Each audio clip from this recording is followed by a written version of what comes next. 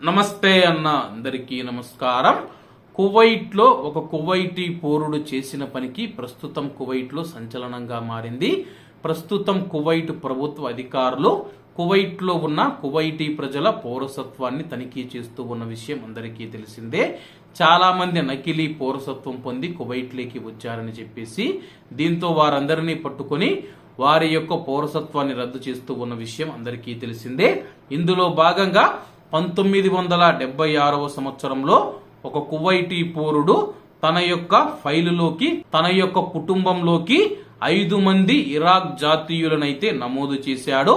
అలాగే అతను డబ్బు తీసుకొని వాళ్ళ యొక్క తోబుట్టువులు కానప్పటికీ అలాగే వారి యొక్క బిడ్డలు కానప్పటికీ ఆయన తన యొక్క తోబుట్టువులని చెప్పేసి తన యొక్క బిడ్డలని చెప్పేసి 1976వ సంవత్సరంలో నమోదు చేయించడం జరిగింది.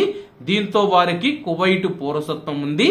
దీంతో ఇరాకీలు కువైట్లో కువైటీ పౌరుల మాదిరిగానే ఉన్నారని చెప్పేసి అలాగే 1976లో వచ్చిన 5 మంది ఇరాక్ దేశస్థులు మరియు అలాగే కువైటీ పౌరుడు ఎవరైతే ఉన్నారో ఈ 5 మందిలో కొంతమంది మరణించగా వీరిని తీసుకువచ్చిన కువైటీ పౌరుడు కూడా మరణించాడని చెప్పి అధికారులు తెలియజేశారు.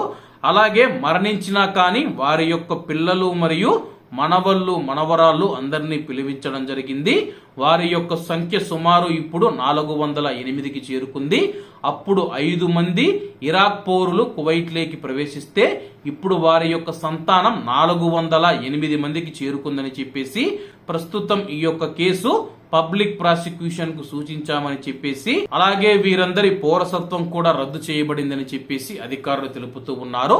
ఒక కువైటీ పౌరుడు డబ్బుకు ఆశపడి 5 మంది ఇరాక్ పౌరులను కువైట్ కు తీసుకురావడం జరిగింది.